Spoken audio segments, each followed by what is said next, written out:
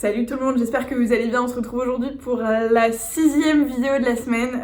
Donc si vous n'avez pas suivi, j'ai l'impression de me répéter à chaque début de vidéo, mais si vous n'avez pas suivi les challenges de la semaine, enfin les vidéos de la semaine, je vous les mets quelque part par là pour que vous puissiez aller voir. Cette semaine, on fait une vidéo par jour sur la thématique de la remise en forme. On parle de plein de sujets, bouffe, remise en forme purement physique, mais aussi tout ce qu'il y a là-dedans. Donc je vous invite à aller regarder toutes ces vidéos. Aujourd'hui on va parler routine fitness. Je reçois des tonnes de questions au quotidien sur les vidéos déjà existantes, sur les séances que j'ai faites, les séances de sport, etc. Comment tu fais pour t'organiser, combien de fois par semaine il faut que je le fasse pour avoir des résultats, ce genre de trucs. Je me suis dit que du coup cette semaine il fallait absolument que je vous parle d'organisation et de conseils pour vous faire la meilleure routine fitness possible et vous y tenir, surtout quelque chose de réaliste. Vous me connaissez si vous suivez la chaîne depuis un moment. Si vous ne la suivez pas, je vous invite à vous abonner en cliquant par là, c'est gratuit, ça vous permettra de suivre tout ce qui arrive. Et si la thématique de la remise en forme, du sport, etc. vous intéresse, sachez justement que il va y avoir pas mal de choses. Je vais pas continuer les vidéos, une vidéo par jour parce que I am dying, mais je vais vous faire, suite à vos demandes, du coup plein de séances de sport comme celle-ci que vous aviez beaucoup aimé notamment. Il y en a 2 autres. Au total, il y en a 3 sur la chaîne. Donc déjà, il y a quand même pas mal de matière si jamais vous avez besoin d'un peu d'inspiration et que vous voulez les reproduire. Il y a une playlist dédiée sur la chaîne aux exercices, donc n'hésitez pas à les checker. Et dans cette vidéo, je vais vous parler de la routine que moi je vais mettre en place, des conseils d'organisation, de comment ça se passe, etc. Et je pense qu'à la fin de la vidéo, vous aurez toutes les clés, honnêtement, pour pouvoir réussir du mieux possible votre propre routine fitness.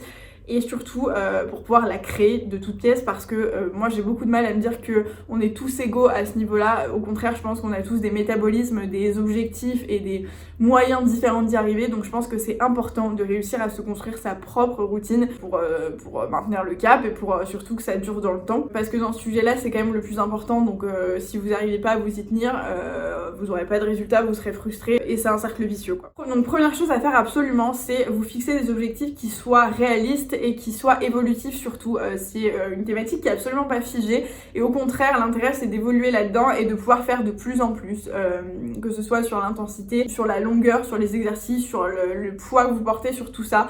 Donc c'est de pouvoir partir de là pour atteindre vos objectifs là-haut. Faites pas l'inverse, ne vous dites pas je vais aller me tuer, je vais faire des trucs qui sont pas adaptés à mon niveau et j'aurai plus de résultats plus vite. C'est faux et à part vous décourager et vous tuer la santé, ça va pas servir à grand chose. Faites l'inverse, raisonnez petit et progresser au fur et à mesure des semaines. Pour vous donner un exemple, moi à chaque fois, donc tous les conseils que je vous donne, je vais les imager avec moi. Donc moi, vous avez vu il y a 3 jours je crois la vidéo que j'ai faite où je reproduis ma propre séance. Vous voyez que j'ai beaucoup de difficultés, enfin, j'ai quand même des difficultés à la reproduire alors qu'il y a 2 ans je la faisais sans trop de difficultés. Mon objectif c'est d'arriver à pouvoir refaire cette séance. Donc pour ça, j'ai fait une séance pour pouvoir me dire bon voilà, je suis capable, je suis pas capable, et en fonction je vais me dire ok, alors la semaine prochaine je vais faire moitié moins de répétitions sur cette série, je vais enlever cet exercice que j'arrive pas du tout à faire pour me concentrer sur ceux que j'arrive à faire, et puis dès que sur les autres je serai vraiment à l'aise, je vais réintroduire des exercices, commencer par 2, 3 répètes, 4 répètes, 5 répètes, et au fur et à mesure des semaines pouvoir réussir à avoir l'objectif que j'ai, qui est de réussir à refaire les séances que je faisais avant. Pour ça, je pense que c'est bien de s'accorder 1 ou 2 séances d'essai, de séances test, où vous essayez de faire des exercices, vous essayez de faire des répétitions et vous vous rendrez vite compte de ce que vous arrivez à faire, de ce que vous maîtrisez, de ce qui vous fatigue, de ce qui vous fait mal, parce que l'objectif c'est certainement pas de se blesser.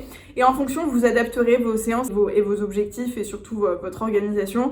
Ça sert à rien de se forcer, à part vous blesser, vous n'allez arriver à rien du tout. Donc vraiment raisonnez comme ça, raisonnez petit et augmentez chaque semaine en même temps que vos objectifs. Pensez pas non plus qu'en 2 semaines vous allez perdre toutes vos poignées d'amour, que vous allez avoir les fesses les plus bombées du monde et un six-pack incroyable.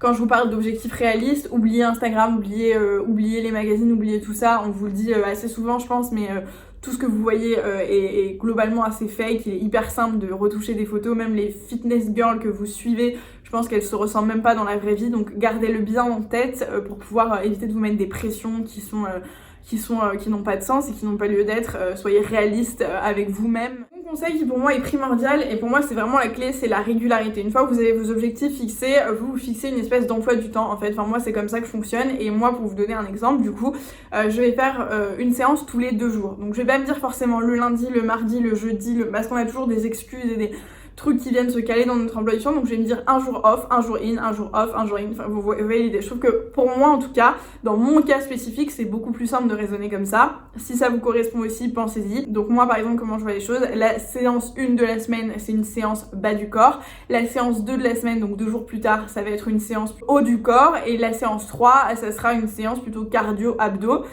Et voilà, et je vais les répéter à chaque fois avec un jour d'écart. Bas du corps, haut du corps, cardio. Bas du corps, haut du corps, cardio.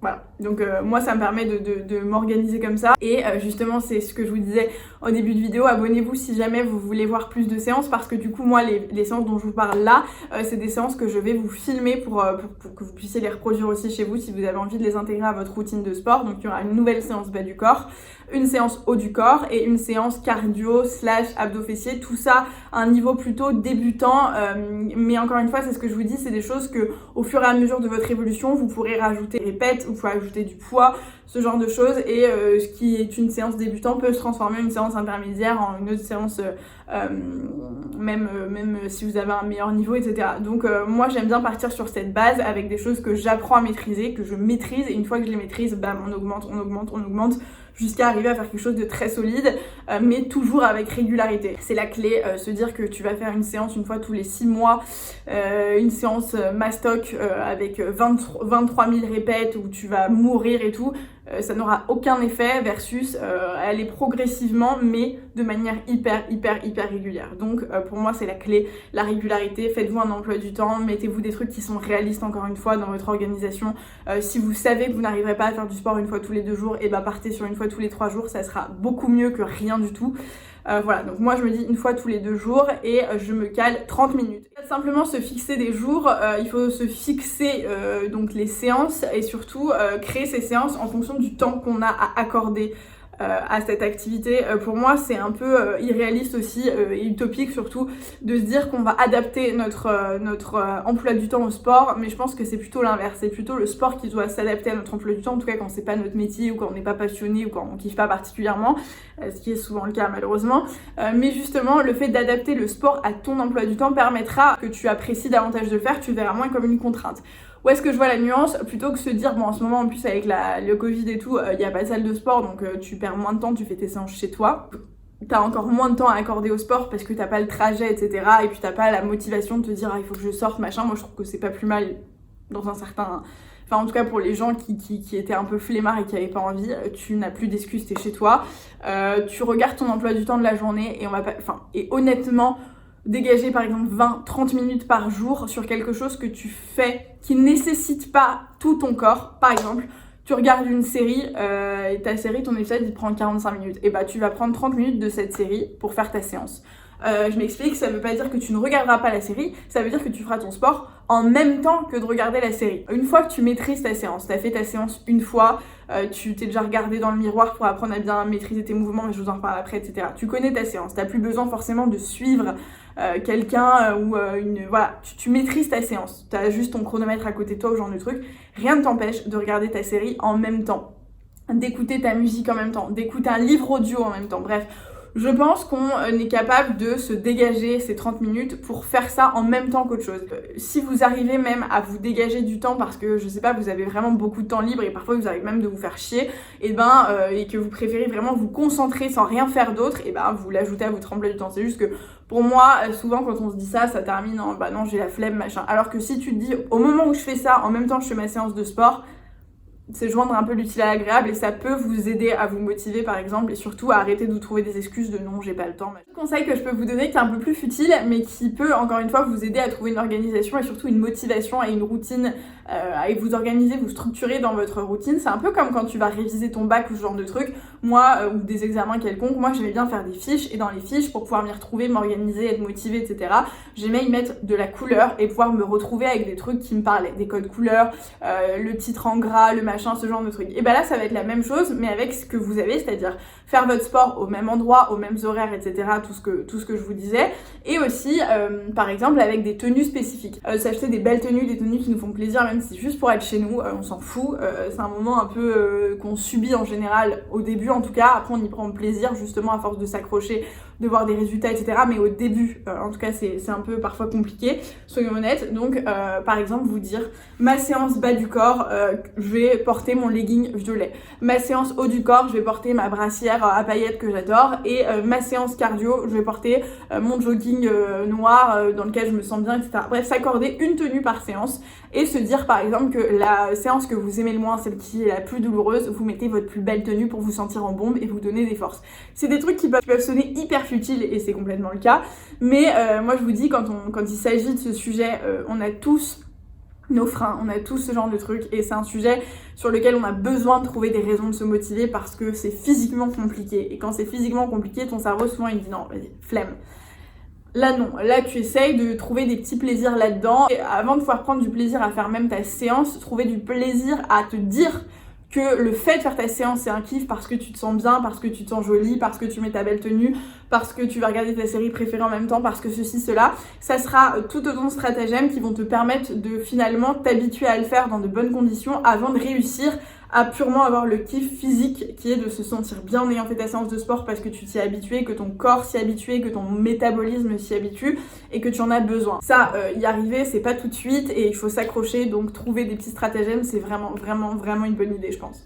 Important aussi, c'est avant de commencer sa routine et de se fixer des objectifs, se dire que vous allez pouvoir suivre votre évolution vous-même. Par exemple, le truc qui fonctionne très bien, c'est prendre une photo toutes les semaines au même endroit. Dès que vous avez fini vos 3 séances, par exemple, si vous faites comme moi, vous faites une séance tous les 2 jours, quand vous avez fait votre séance haut du corps, bas du corps, à la fin de votre séance cardio abdos, se dire ok, bon bah là j'ai fini ma semaine, je fais une photo avec la même tenue puisque j'ai fini sur la même séance, donc c'est la même tenue, au même endroit, etc.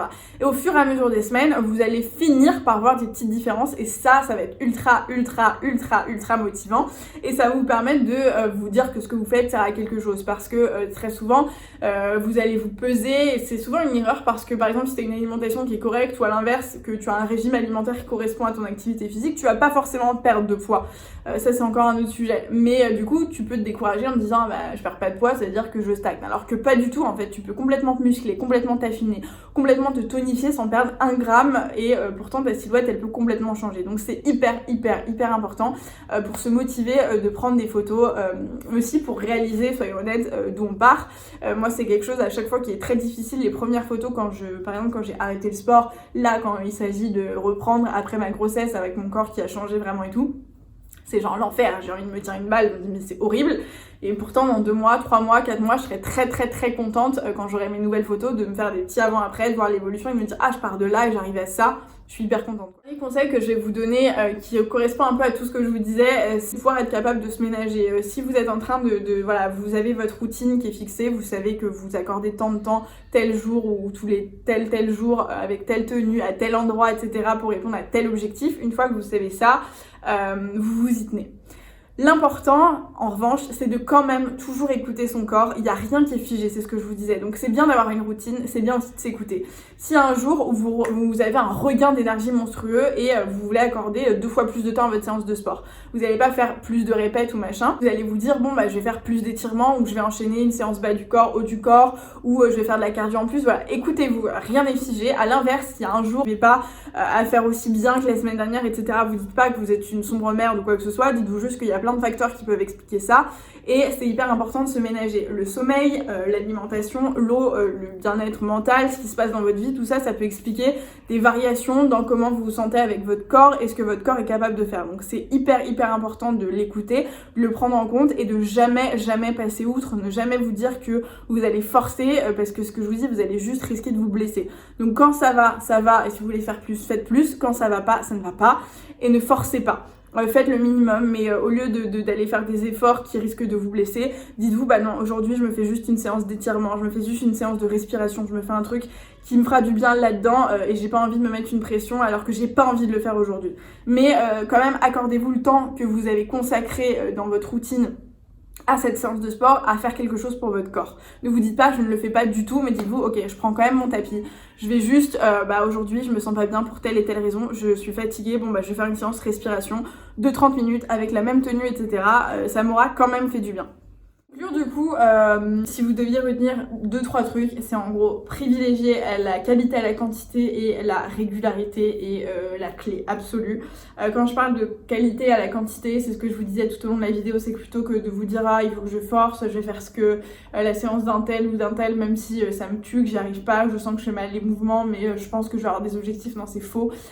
Préférez plutôt réussir à faire correctement les mouvements. Vous entraînez, réussir à faire correctement des abdos, à faire vos fentes bien, même si vous arrivez à faire que 2-3 fentes. Elles seront beaucoup plus efficaces si vous les faites vraiment correctement plutôt que de vous dire je fais 10 fentes, mais c'est pas vraiment des fentes, c'est des... Tu vois ce que je veux dire. Vraiment là-dessus.